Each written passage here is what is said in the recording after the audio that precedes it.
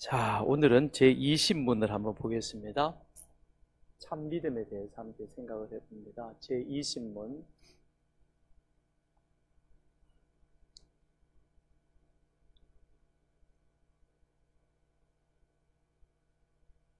다 갖고 계시죠? 자, 참된 믿음, 모든 사람이, 자, 같이 읽어가요. 시작.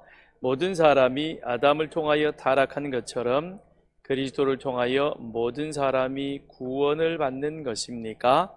예, 예. 아담 아담 한 사람으로 죄가 들어오고, 그리고 죽음이 우리 가운데 들어왔죠. 그런데 예수로 인해서 모든 사람이 구원의 자리에 이르고 모든 사람에게 영원한 생명이 가게 되었습니다. 그렇다면 지금 우리가 이제 이렇게 알고 있는 모든 사람, 한 번 죽는 것은 사람에게 정한 것이다. 죽음에 있어서 예외인 사람은 없다. 근데 그 죽음이 어디로부터 들어왔느냐? 죄 때문에 들어왔죠, 그죠?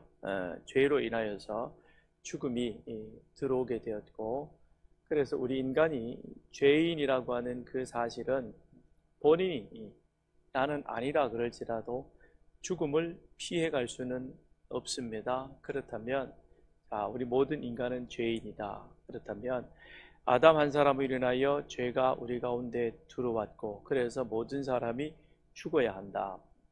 그런데 그 죽음 가운데 창세기 3장에서 하나님께서 우리 인간들에 대한 구원의 약속을 허락해 주셨고, 그 구원의 약속 속에서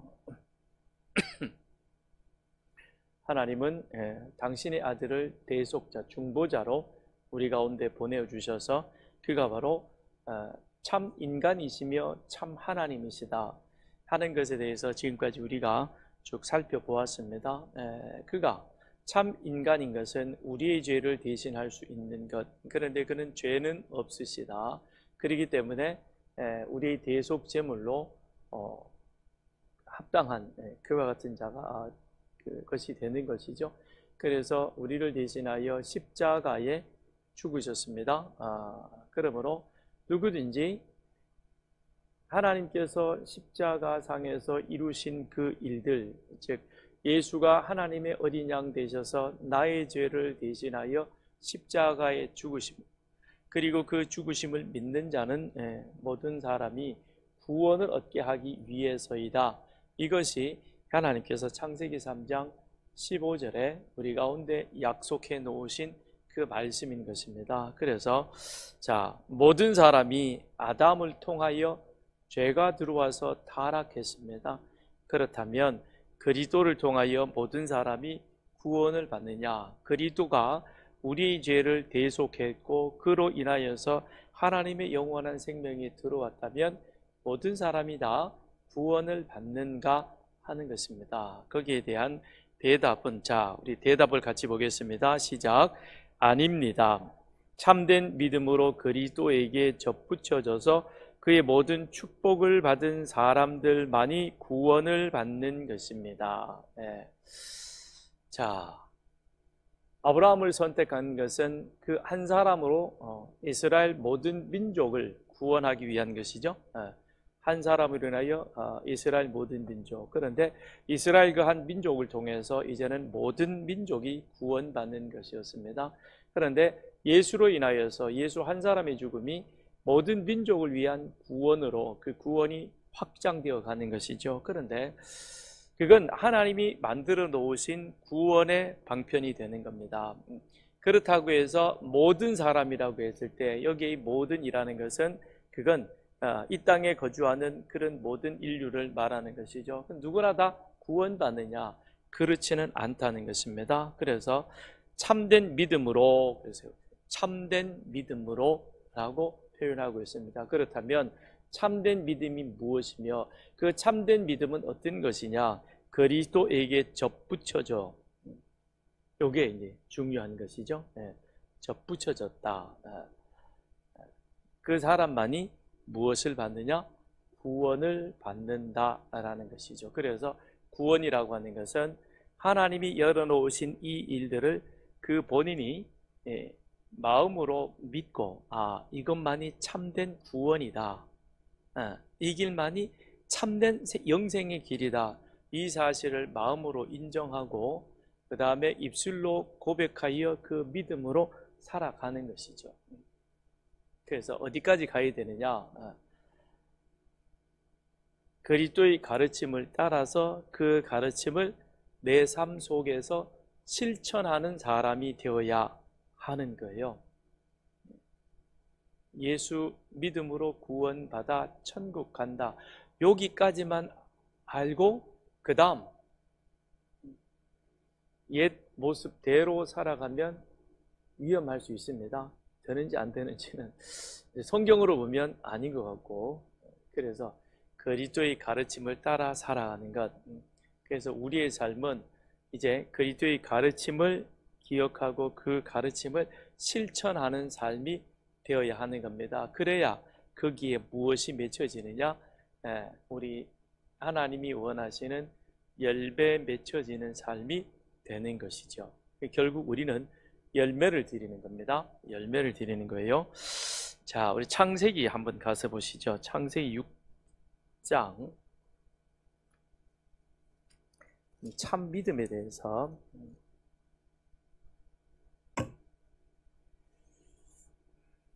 창세기 6장 8절. 창세기 6장 8절 시작. 자, 노아는 여호와께 은혜를 입었더라. 노아 이전의 사람에게는 모세오경이라는 텍스트가 있었어요, 없었어요? 있어요, 없어요? 없어요. 잘 아시면서, 그죠? 모세 이전에는 자, 율법이라고 하는 것은, 율법이 뭐죠? 모세오경? 얘기 한번 해봐요. 모세오경 시작. 그죠? 이걸 오경이라 그러고 그 다음에 율법이라고도 말하죠. 그죠? 이건 언제 주어졌어요? 율법서는 언제 주어졌어요? 시내산에서 다 아시면서도 또 시내산에서, 그죠? 출애굽하고 나와서 출애굽기 19장 5절 6절 세 개가 다 내게 속하였지만 그러나 내가 너희를 특별히 선택하여 이제 언약을 맺으려고 한다. 그래서 너희가 나에 대해서 제사장 나라가 되고 너희는 제사장 나라 거룩한 시민이 된다. 그런데 하나님이 그들을 애굽에서 불러낸 것이 제사장 나라 거룩한 시민 되게 하는 것, 그건 그들을 통해서 세상 가운데 하나님이 어떤 분인가라고 하는 것을 보여주기 위한 것이죠. 그렇게 해서 그들이 우리 그렇게 하겠습니다. 그래서 하나님이 모세를 시내산으로 불러서 계명과 그 다음에 성막을 주셨죠. 그죠? 성막에는 5가지 제사가 있고, 그러면 모세오경이라고 하는 것이 물론 창세기의 내용이 맨 앞에 나오긴 합니다만, 그러나 그것이 주어진 때는 이스라엘이 애굽에서 나온 기원전 1450여 년 그 어간에 이게 주어지죠. 그때가 출애굽 때이니까. 그러면 그 이전에 살았던 노아, 오늘 여기 8절에 보면 노아는 여호와께 은혜를 입었다라고 그렇게 말합니다. 근데 노아는 그러면 어떻게, 오경이라고 하는, 오경을 통해서 하나님은 비로소 이스라엘 백성들이 내가 누구이냐, 나는 여호와다, 나는 나다 라고 하는 그 사실을 모세를 통해서 이스라엘 백성들에게 보여주었는데, 어떻게 그러면 노아는 여호와를 알았고 그리고 여호와께 은혜를 입었다라고 그렇게 성경은 말씀하고 있는가? 어떻게 그 사실을 알 수 있었느냐라는 것이죠. 그래서 노아는 무엇입니까? 하나님께서 세상을 물로 심판하시겠다고 말씀을 하셨고, 그 말씀을 믿고 노아는 방주를 준비했고, 그래서 방주를 준비해서 원래는 하나님의 계획은 그 방주를 통해서 많은 사람이 구원받기를 원했는데 아무도 방주에 관심을 가져주지 않았죠. 그죠? 노아 8식구만 방주에 들어가라고 하나님이 방주를 만들라고 한 건 아니에요. 네? 다 했으면 좋겠는데 안 믿는 거 이제. 그러니까 노아 8식구만 들어갔죠. 나중에 홍수 나고 물이 막 차오르니까 사람들이 와서 문을 두드렸지만 노아가 열어주지 못했죠. 그죠? 그렇습니다.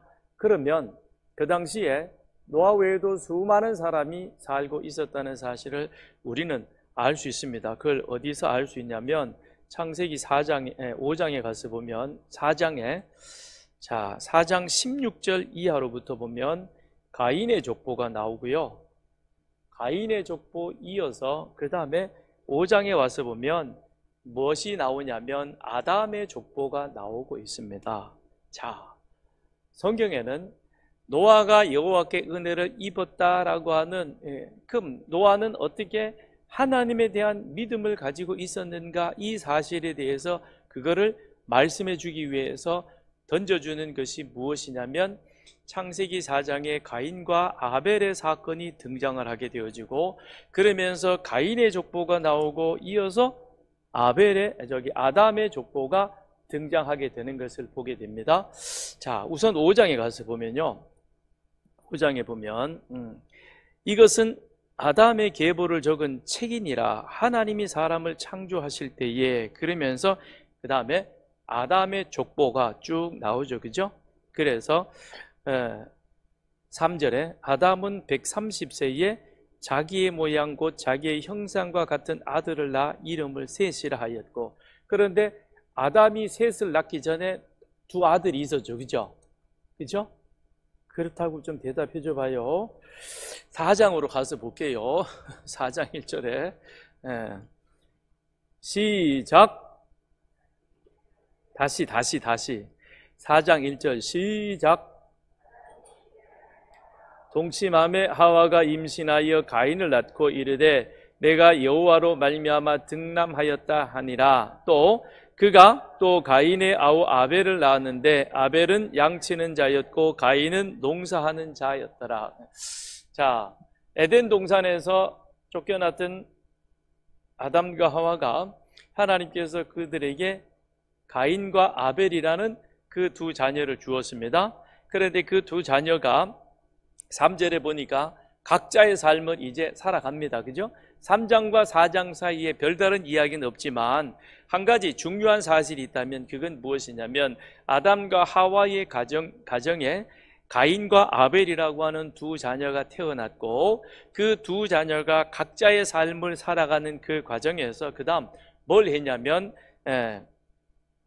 3절에 가인은 땅의 소산으로 제물을 삼아 여호와께 드렸고 아벨은 자기도 양의 첫 새끼와 그 기름으로 드렸더니 여호와께서 아벨과 그의 제물은 받으셨지만 그런데 가인의 제물과 제사는 받지 아니하였다라고 그렇게 성경은 말씀하고 있습니다.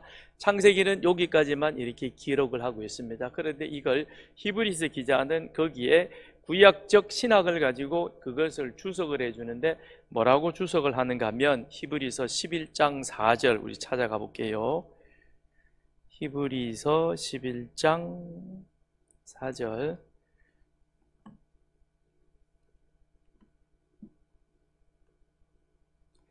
시작. 믿음으로 아벨은 가인보다 더 나은 제사를 하나님께 드림으로 의로운 자라 하시는 증거를 얻었으니 하나님이 그 예물에 대하여 증언하심이라. 그가 죽었으나 믿음으로서 지금도 말하느니라. 자, 창세기 4장에서 가인과 아벨이 제사하는 그 제사에는 믿음이라는 단어는 없어요. 그죠? 네? 다시 확인 한번 해보죠. 창세기 4장 가서 보시죠.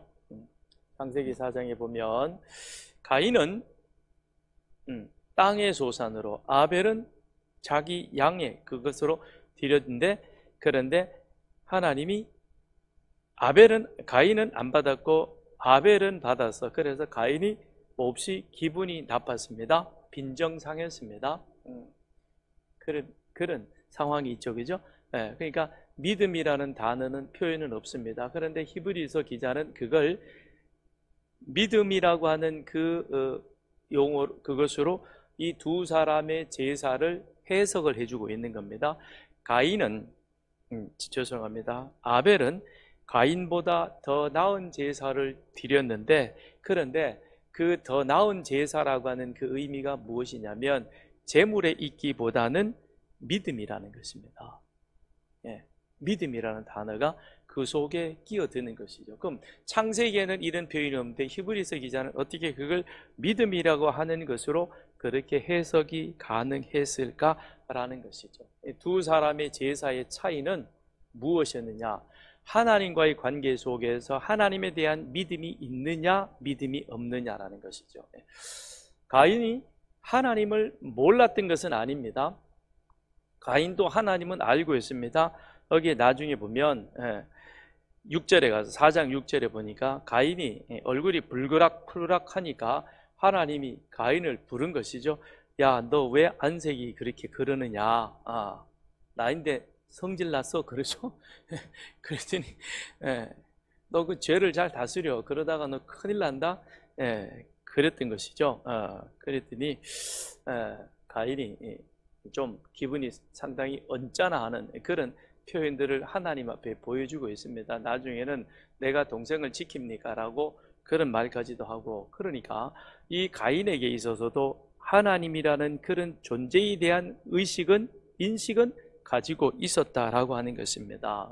그렇다면 가인의 때도 지금의 때도 하나님은 우리에게 보이지 않는 그와 같은 존재인 것입니다. 그런데 보이지 않는 하나님 앞에 가인과 아벨은 각각 어떻게 관계를 맺었는가? 그러니까 하나님이 사람을 창조하신 것은 우리와 관계하기 위한 것이요, 그 관계의 기본은 사랑이라는 것입니다. 그 사랑이 있었던 것인데, 그런데 아담이 하나님의 사랑, 하나님의 명령을 거역함으로 하나님 사랑을 배신했던 것이고, 더 나아가서 지금 가인과 아벨도 그들도 하나님에 대한 관계를 가져가고는 있는 겁니다. 그런데 그 관계가 가인이 가져갔던 관계와 아벨이 가져갔던 관계가 지금 그들이 하나님 앞에 제사할 때 드리는 그 제물의 차이에서 그게 드러났다는 것이죠. 그러니까 가인은 하나님을 알고는 있었지만 하나님에 대한 사랑이, 그것이 온전한 관계가 맺어지지 못했고, 그건 결국 가인의 믿음의 문제였다는 것입니다. 그러나 아벨은 하나님 앞에 가인보다 더 나은 제사를 드렸다, 더 나은 제물을 드렸다는 것은 하나님이 원하는 제사를 드렸다는 것이요, 그 안에는 하나님에 대한 사랑이 전제된, 즉 하나님에 대한 온전한 믿음이 있었다는 거죠. 결국에는 그 차이가 무엇이냐? 믿음의 차이였고, 그래서 히브리서 기자는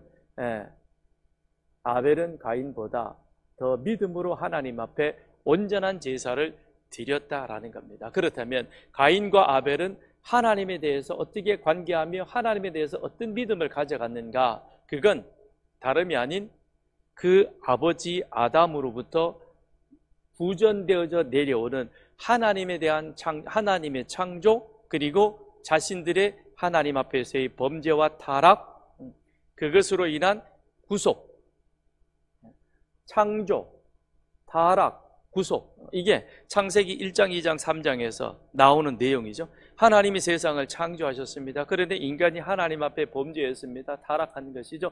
타락한 인간을 위해서 하나님께서는 창세기 3장 15절에 구속의 계획을 말씀해 놓은 것이죠. 그러나 여자의 후손이라고 하는 것을 아담이 듣기는 들었지만 하나님께서 구원해 주신다는 계획이지만 그거는 비밀의 경륜 속에 있는 일이요, 그 비밀은 모르지만 그러나 하나님께서 언젠가 때가 되시면 우리를 죄에서 구원해 주신다. 그런데 타락한 우리 인간에 대해서 하나님이 어떻게 구원의 방법을 가져가실 것인가 하는 것을 그림자 예표로 보여준 것이 있었는데, 그게 무엇이었냐면 범죄한 아담이 자신이 벗은 걸 알고 그 부끄러움을 가리기 위해서 무화과 나무 잎으로 자기의 부끄러운 것을 가렸습니다. 그런데 그건 금방 말라버리죠. 그러니 하나님께서 어떻게 하셨어요? 짐승을, 범죄한 인간 대신 죄 없는 짐승을 잡아가지고 그 짐승의 가죽으로 아담의 부끄러운 것을 가려 주었던 것이죠. 아담이 가인을 낳았습니다. 아벨을 낳았습니다. 그리고 나서 그 다음엔 가인과 아벨에게 무엇을 얘기하느냐? 하나님의 창조, 하나님이 세상을 어떻게 창조하셨는가? 하나님이 우리를 그 가운데 에덴 동산에서 어떤 은혜를 누리게 해주셨는가? 그런데 우리는 하나님의 그 사랑에 대해서 어떻게 반응했는가 하는 것을 누구에게 이야기하느냐? 가인에게 이야기하고 아벨에게 이야기합니다. 그런데 이것이 4장 5장에 와서 보면 가인의 족보가 나오고 아벨의 족보가 아벨은 죽었고 대신 하나님이 셋을 주셨고 셋과 그 후손된 에노스, 마할랄렐 같은 그런 후손들이 쭉 나오게 됩니다. 그래서 노아는 아담의 10대 손이 되는 것이죠.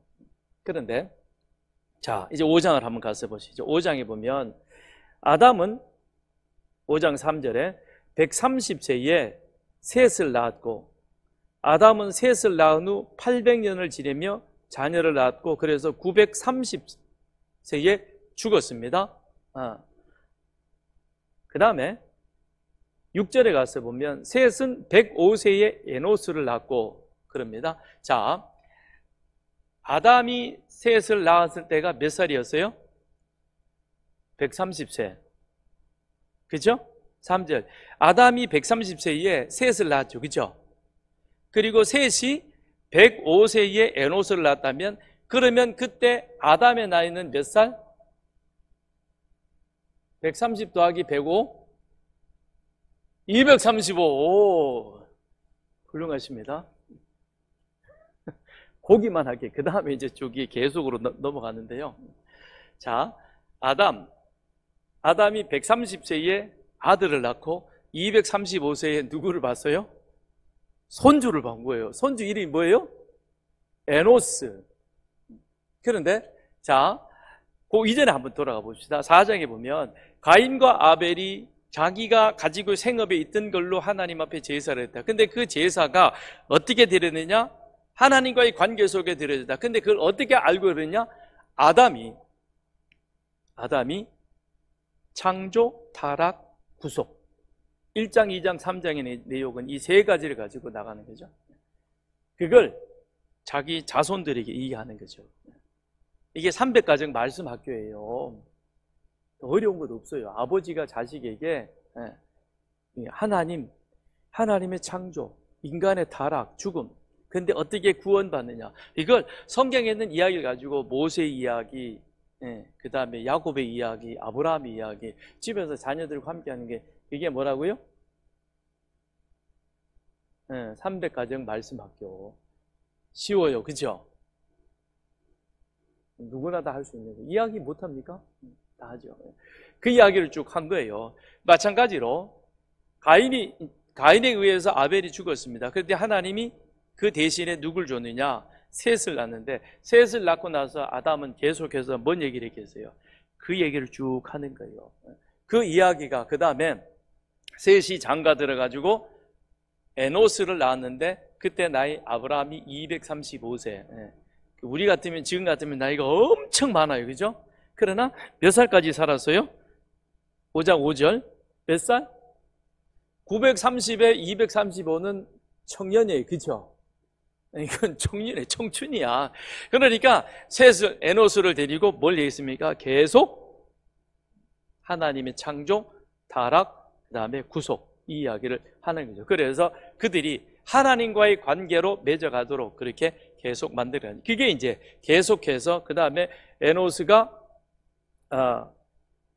게난을 낳고, 그 다음에 게난은 마할랄렐을 낳고, 마할랄렐은 야렛을 낳고 쭉 해가지고 누구까지 나오느냐? 6장에 보면 드디어 노아라고 하는 그 사람이 등장을 하고, 노아는 여호와께 은혜를 입었더라라는 그런 이야기로 이게 나가게 되는 것이죠. 그러면 여기 보니까 아담, 셋, 그 다음에 에노스, 게난, 마할랄렐 이렇게 해서 한 사람씩 그 이름이 등장을 하고 있습니다. 그런데 반면에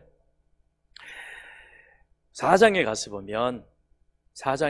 보면 가인이 제사 때문에 동생을 시기해서 동생을 죽이고 난 다음엔, 그 다음에는 4장 16절에 가인이 여호와 앞을 떠나서 에덴 동쪽 노 땅에 거주하더니, 그러면서 그가 그 다음에 자녀를 낳습니다. 그래서 에녹을 낳고, 그 다음에 에녹이 자, 가인이 성을 쌓고 4장 17절 그의 아들의 이름을 성을 이름하여 에녹이라 하니라. 그 다음에 18절에 가서 보니까 에녹이 장가들어서 자녀를 낳고 그 다음에 19절에 가서 보면 라멕이 일부 다처제하는 모습을 보게 되죠. 두 아내를 데리고 삽니다. 그러고 나서 그 다음에 또 보니까 20절에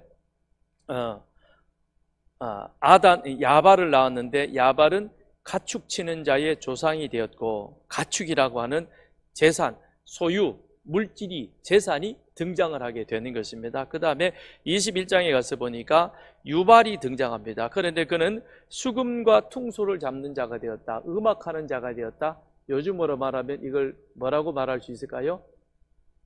문화, 문명이라는 것이 발전이 되는 것이죠. 그 다음에 두발가인 22절에 가서 보면 두발가인은 여러 가지 쇠로 기구를 만드는 그런 이 장인으로 발전해 가게 되는 것이죠. 그러니까 자, 아담의 족보와 가인의 족보의 차이점이 무엇이냐? 가인의 족보는 하나님에게서 떠나갔습니다. 세상 가운데 살아가고 있습니다. 그런데 그들은 세상 가운데 살면서 성을 쌓았습니다. 그게 뭐냐? 도시라는 것이죠. 사람들이 함께 만들어 사는, 모여 사는 도시라고 하는 그와 같은 거대한 조직체를 만들면서 그 안에서 그 다음에는 뭘 하느냐? 자신의 욕망과 욕구에 따라서 일부 다처제, 자기 눈에 좋은 대로 마음껏 여인을 취해서 그렇게 이 성이 혼잡되어지는 이런 일이 벌어지죠. 이미 타락했죠, 그죠? 타락했습니다.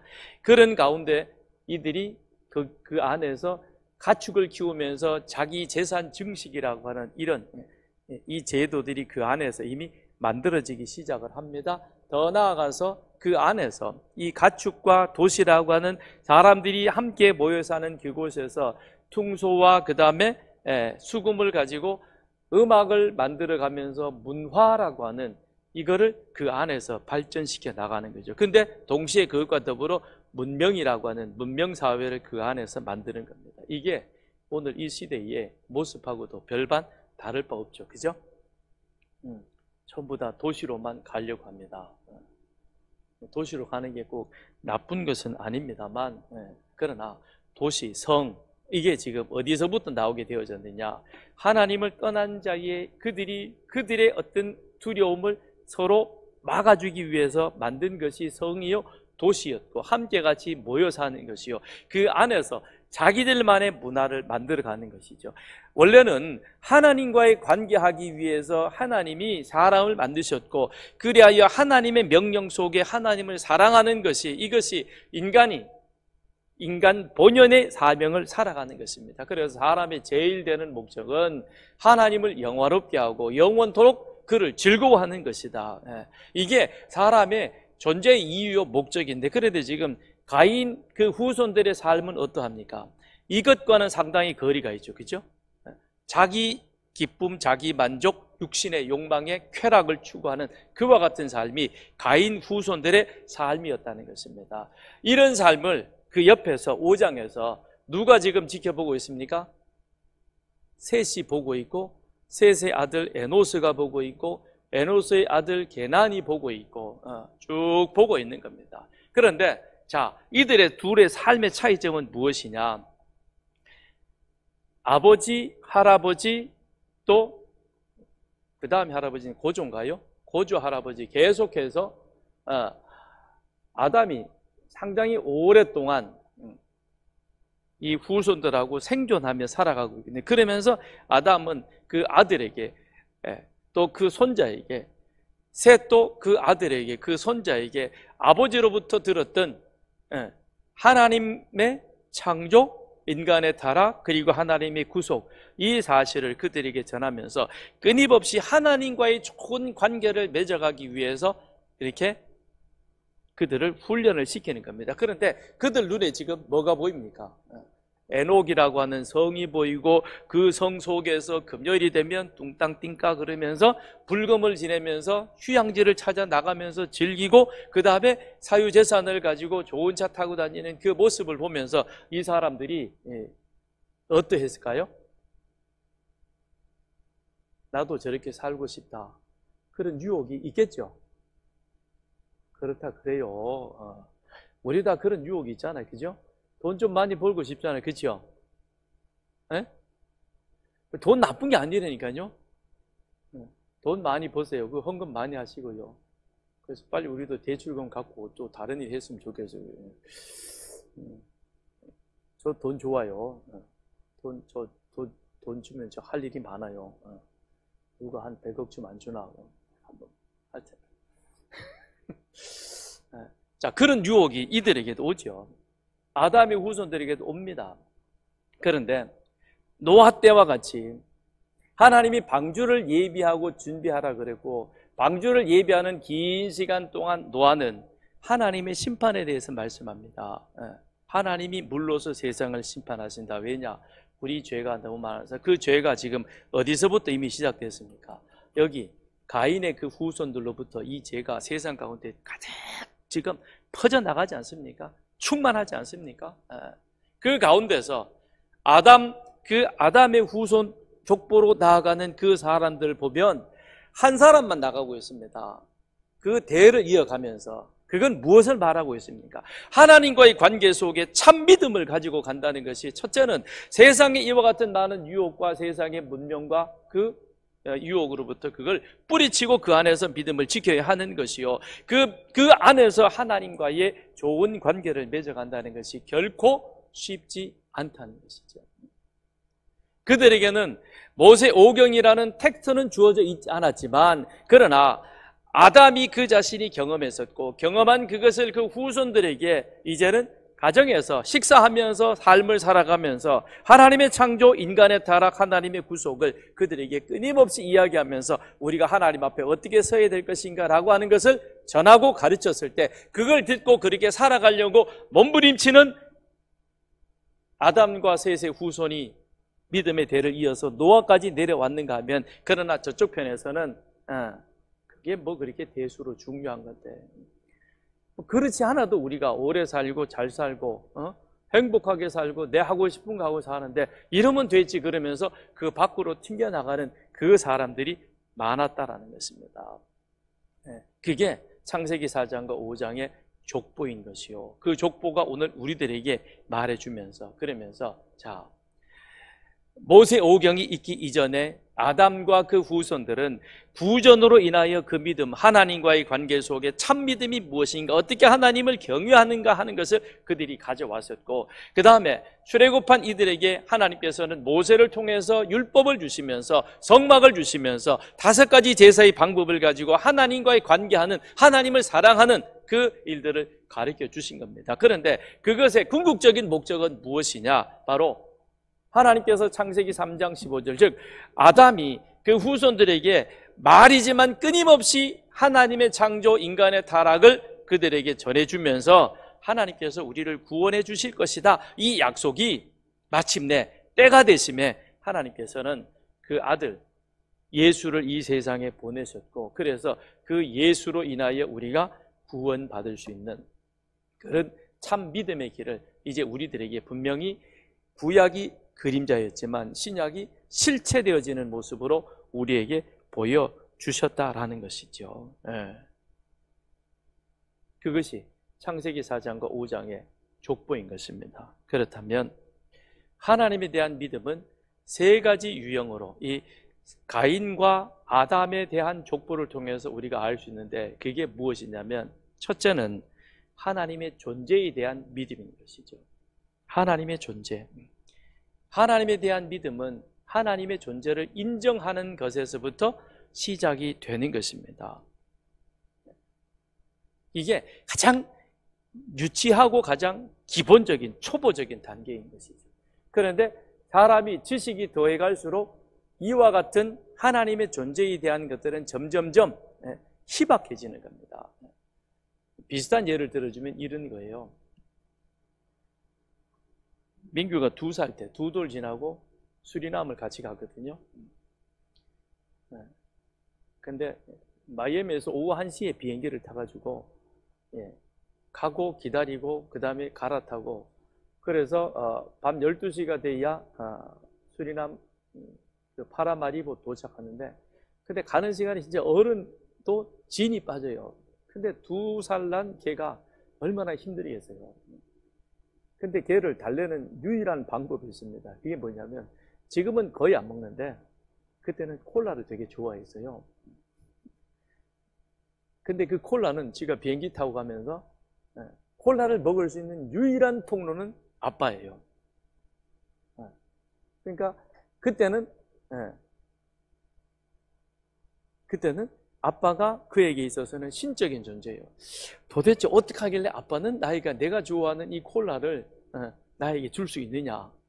근데 그 아빠에 대한 믿음 존재가 얼마 안 가서 깨지더라고요. 수리남 가가지고 그 다음에 유치원 다니면서 같이 마트에 가가지고 거기에 콜라가 있는 걸 보고, 그리고는 유치원에 가서 뭐 파티하고 이러면서 한 잔 먹고, 그러다 보니까 이거는 아빠가 주는 게 아니라 어디서든지 내가 먹을 수 있구나. 그러니까 그 다음부터 전에는 내가 말 잘 들으면 콜라 주게 그러면 그냥 잘 들었어요. 그런데 자기가 내가 어디서든지 콜라를 얻을 수 있다라는 그 인식이 되어지고 나서부터는 그 다음에는 말 잘 들으면 콜라 준다 그래도 안 들어요. 왜요? 아빠 없이도 나는 콜라를 얻을 수 있다는 거죠. 그럼 하나님의 존재에 대한 믿음은 가장 기본적인 출발점인데, 이건 우리의 신인식, 즉 내가 점점 세상에 대해서 그리고 신이라고 하는 그 존재에 대해서 그 인식이 성장해 갈수록, 더해 갈수록 하나님에 대한 존재의 믿음은 약해져 가게 되는 것이죠. 그런데 거기서부터 그 다음엔 하나님이 행하시는 일들을 통한 믿음이 있게 되는 겁니다. 가인의 믿음은 여기까지였던 것이죠. 가인도 하나님 앞에 제사를 드린 것은 그건 하나님의 구원, 즉 아버지 아담이 하나님의 창조, 인간의 타락, 그리고 하나님의 구속이라고까지 얘기했지만, 그는 그런 믿음이 아니라 하나님의 창조, 복 주시는 하나님, 내 삶 가운데 하나님께서 햇볕을 주시고 비를 주시고 그 다음에 이 모든 것들을 잘 있게 만들어가는 그와 같은 하나님. 그러니 오늘 우리들에게도 이런 물질적인 믿음이 사실상 상당히 지배적이죠. 예수 믿으면 복 받는다. 그럴 때 그 복은 세상에서 말하는 잘 먹고 잘 살고 형통하게 되는 것이죠. 그렇지 못하면 우리는 저 사람 저렇게 열심히 새벽까지도 나오는데, 교회 봉사 저렇게 열심히 하는데 왜 뭐가 잘 안 되지? 이라고 그렇게 의심의 눈초리를 가지고 봅니다. 이건 가인이 가지고 있던 믿음이었더니 가인은 여기까지 있었던 것이죠. 이 출애굽한 이스라엘 백성들, 홍해를 건너고 나서야 그 다음엔 뭘 합니까? 여호와께서 행하시는 일들을 보며 모세를 믿었더라 그랬어요. 모세가 어떤 존재인가? 하나님 앞에서의 모세가 어떤 존재인가라는 사실을 비로소 이스라엘 백성들이 홍해를 건너고 나서 알았다는 거죠. 그 이전에 이미 애굽에서도 기적이 있었지만 하나님의 행하시는 일들을 믿으려 하지 않다가 막상 자기들이 죽다가 살아나니까 하나님은 우리의 이 모든 것들을 주관하시는 분이시구나, 그런 거죠. 유치한 믿음에서 조금 더 성장한 그 믿음인 거죠. 그러나 아벨은 어디까지 나가느냐? 하나님의 구원 방식을 믿는 믿음이었다는 것이죠. 하나님께서 어떻게 우리 인간을 구원해 가시는가? 아담이 말했던 창조와 타락, 거기에 대한 하나님의 구속, 그 구속의 사실을 알고 아담이 그 얘기 했겠죠, 그죠? 내가 무화과 나무 잎으로 부끄러운 것을 가렸는데 하나님이 짐승을 잡아가지고 그 가죽을 벗겨가지고 내 옷을 해 입혔다. 그리고 창세기 3장 15절에 이 말씀을 해 주셨다. 그랬을 때 그것이 셋도, 그 다음에 아벨도, 아담도 사실은 어렴풋이 아는 것이죠. 정확하게는 모르는 것이죠. 그러나 하나님은 죄인된 우리의 죄를 용서해 주시는, 그 죄에서 우리를 구원해 주시는 하나님이시다라는 사실을 그가 알았다는 겁니다. 어렴풋이지만 아는 거예요. 그래서 그는 하나님 앞에 제사를 드리되 히브리서 기자가 믿음으로 더 나은 제사를 드렸다는 겁니다. 그럼 우리의 믿음도 어디까지 와야 되느냐? 이 단계까지 와야 되는 거죠. 죄인을 용서하여 구원해 주시는 하나님.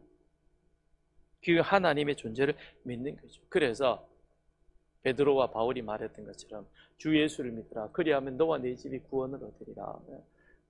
우리에게 구원 얻을 다른 이름, 예수 외에는 다른 이름을 주신 적이 없다고 그렇게 고백하는 것입니다. 그 고백이 그 다음 우리로 하여금 어떻게 되느냐, 그리스도에게 접붙어서 그의 모든 축복을 받은 사람이 되는, 그래서 참된 구원을 우리가 누리게 되는 것이죠. 참된 구원을 누리게 된다는 것입니다. 자, 고린도전서 우리 15장 한번 찾아보겠습니다.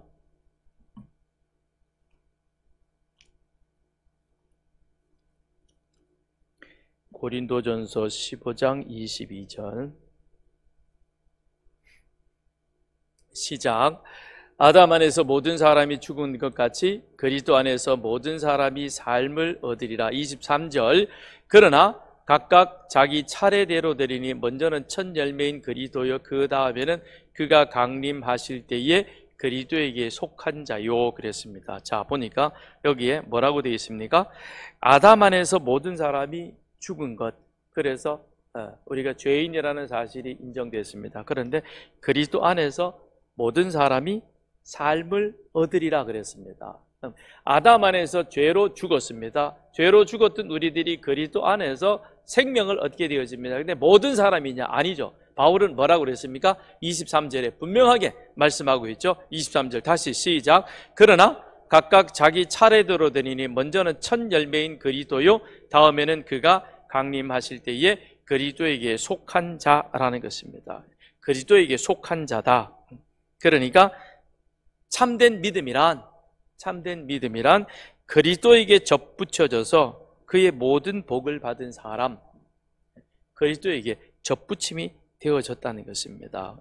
그리스도에게 접붙임 받은 자이다는 것이죠. 접붙임 잘 알죠? 이게 지금은 우리 이제는 보편화되어져 있습니다. 특히 농사하시는 분들에게 있어서 이 접붙임은 다른 특성을 가진 두 개체를 결합하여 하나의 개체로 만드는, 그러니까 더 좋은 열매나 더 좋은 꽃을 얻기 위해서, 그래서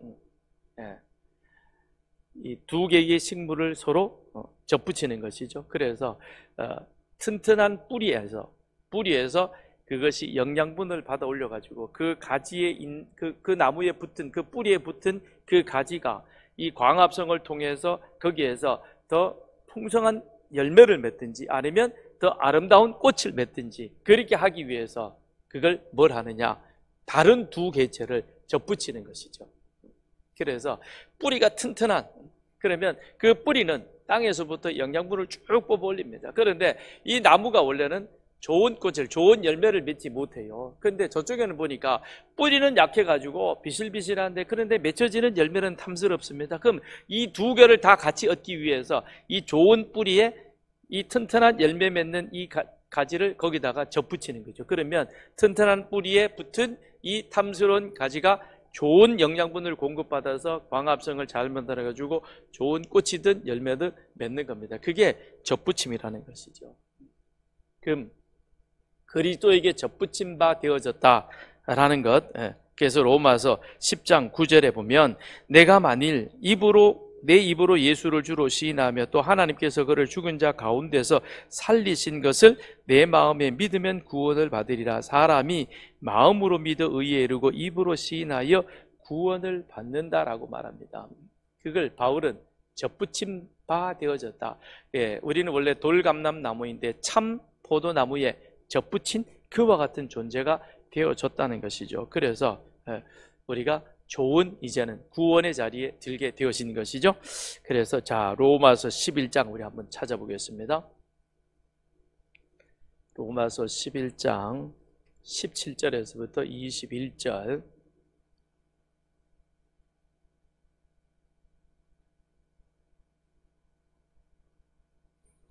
(17절부터) (21절까지) 시작. 또한 가지 얼마가 꺾이었는데 돌감람나무인 내가 그들 중에 접붙임이 되어 참 감람나무 뿌리의 진액을 함께 받는 자가 되었은즉 그 가지들을 향하여 자랑하지 말라. 자랑할지라도 내가 뿌리를 보존하는 것이 아니요 뿌리가 너를 보존하는 것이니라. 그러면 내 말이 가지들이 꺾인 것은 나로 접붙임을 받게 하려 함이라 하리니 옳도다. 그들은 믿지 아니함으로 꺾이고 너는 믿음으로 섰느니라. 높은 마음을 품지 말고 도리어 두려워하라. 하나님이 원가지들도 아끼지 아니하셨은즉 너도 아끼지 아니하시리라. 자, 유대인과 이방인의 구원에 대해서 우리 사도 바울은 이것을 포도나무에 접붙임 바 되어진, 근데 원래 와인이 그 프랑스가 유명하다 그러잖아요. 근데 그 유럽에서 그거를 가져가지고 프랑스에서 뭐 포도를 이렇게 심었는데, 근데 그 뿌리에 혹벌레가 있어가지고는 이게 이제 나무가 제대로 성장하지는 못했나 봐요. 그런데 그걸 미국의 포도나무 그걸 식물 연구하는 사람이 이 두 개를 같이 접붙여가지고 그래서 지금의 뭐 질 좋은 와인, 포도나무, 포도 열매를 만들었다 그러는데, 사도 바울은 이미 그 이전에 이 포도나무를 접붙이는 것이 얼마나 좋은 것인가 하는 것을 말해주고 있죠. 여기를 보십시다. 그러면 17절에 내가 그들 중에 접붙임이 되어 참 감람나무 뿌리의 진액을 함께 받는 자가 되었으니 그 가지들을 향하여 자랑하지 말라. 내가 뿌리를 보존하는 것이 아니라 뿌리가 너를 보존하는 것이라. 그렇죠? 튼튼한 뿌리에 그 가지에 그 나무에 접붙임 바 되어진 그 가지는 뿌리가 자기 가지를 건강하게 지켜주는 것이고 열매를 맺게 하는 것이지, 여기에 접붙임 바 된 이 가지가 이 뿌리를 어떻게 하지 못한다는 거죠. 그럼 그 뿌리는 누구냐? 예수 그리스도라는 것이죠. 예수 그리스도에게 우리는 원래 돌감람나무 이방인이었고 거기에 상관없는 자였는데, 그런데 그 예수에게 우리가 접붙임 바 되어져서, 즉 우리가 예수 그리스도로 말미암아 구원받는 그와 같은 자가 되어져서 그 예수가 우리의 믿음의 뿌리가 되어지고 그 뿌리 대신 예수로 인하여 이제 우리는 하나님 앞에서 사랑받는, 구원받는, 영원한 생명을 누리는 그와 같은 자가 되었다는 것입니다. 그러니 하나님의 구원은 누구를 통해서 이루어지느냐? 아담 이후로 구전되어 오다가 모세의 율법으로 인하여 그것이 법문화되어져서 이스라엘 백성들에게 전해졌던 것이, 그것이 예수 그리스도가 이 땅에 오면서 이제는 예수 그리스도로 말미암아 누구든지 이스라엘 사람이든 이방인이든지 예수가 그리스도라고 고백하는 그 사람들은 다 구원받아 하나님의 은혜를, 하나님의 영생하는 선물을 받게 되어진다는 것입니다. 그래서 고린도후서 13장 5절에 보면 너희는 믿음 안에 있는가 너희 자신을 시험하고 너희 자신을 확증하라. 예수 그리스도께서 너희 안에 계신 줄을 너희가 스스로 알지 못하느냐? 그렇지 아니면 너희는 버림받은 자입니다. 자, 정리를 하겠습니다. 모든 사람이 아담을 통하여 타락했습니다. 그런데 그리스도를 통해서 모든 사람이 구원을 받게 되었습니다. 그러면 모든 사람이 다 이제는 구원받느냐? 아니라는 것이죠. 예수 그리스도에게 접붙임 바 된 자, 즉 예수가 그리스도이심을 마음으로 믿고 입술로 고백하여 그 가르침을 따라 사는 사람, 가르침을 따라 사는 사람, 그가 구원받는 참 믿음의 사람이 되는 것이죠. 그 말은 조심스럽습니다만 교회 온다고 다 구원받는 건 아니라는 것이죠. 교회 오래 다녔다고 해서 다 구원받았다라고 우리는 말할 수 없는 것이죠. 그럼 그 증거는 무엇이냐? 어떤 열매가 맺혀지냐는 것이죠. 접붙임 바 되어지면 튼튼한 뿌리에서 자양분을 공급받아서 원하는 풍성한 열매가 맺혀지는 겁니다. 그건 접붙임의 목적인 것이죠. 결과인 것이죠. 그렇다면 우리가 그리스도에게 접붙임 바 되어졌다는 것은 그리스도의 가르침을 따라 그렇게 살아감으로 인하여서 이제는 우리 안에 무슨 열매가 맺혀져야 되느냐? 성령의 열매가 그 안에서 맺혀져야 되는 것이죠. 그리스도의 가르침이 우리 안에 생활로 육화되어져서 그것이 그대로 드러나서, 그래서 예수 믿기 이전의 나의 삶과 예수 믿은 이후의 나의 삶이 실질적으로 이제는 다르게 보여지는 삶. 그것이 참된 믿음으로 그리스도에게 접붙여져서 그의 모든 축복을 받은 사람들만이 구원을 받는 것입니다. 축복을 받았다는 것이 다름 아닌 그리스도로 인하여 내 삶에 그리스도가 원했던 열매들이 맺혀지는 것, 그 열매를 가지고 우리가 하나님 앞에 나가게 되는 것이죠. 우리 시간 같이 함께 기도하겠습니다. 기도하실 때 이렇게 한번 기도했으면 좋겠습니다. 내가 참된 믿음의 사람인가? 다시 한번 우리가 점검해야 할 것입니다. 사도 바울이 로마 교회에 편지를 보내면서 너희가 구원받은 것에 대해서 다시 한번 점검이 필요하다. 우리는 매일같이 우리의 복음 안에서 내 구원이 점검, 확인되어져 가야 한다라고 말했습니다. 내가 정말 그리스도에게 접붙인 그리스도 안에 있는 자가 되어서 그리하여 그 그리스도의 가르침을 따라 살아가므로 내 삶 속에 그리스도가 원하는 그와 같은 삶을 살아가는 그런 삶이었는가? 만일 그렇지 못했다면 이제부터라도 우리는 그렇게 살아가므로 그리하여 내 안에 참된 믿음의 열매가 맺혀지는, 그래서 참된 구원의 자리에 들어가는 그런 은혜가 있게 해 주옵소서.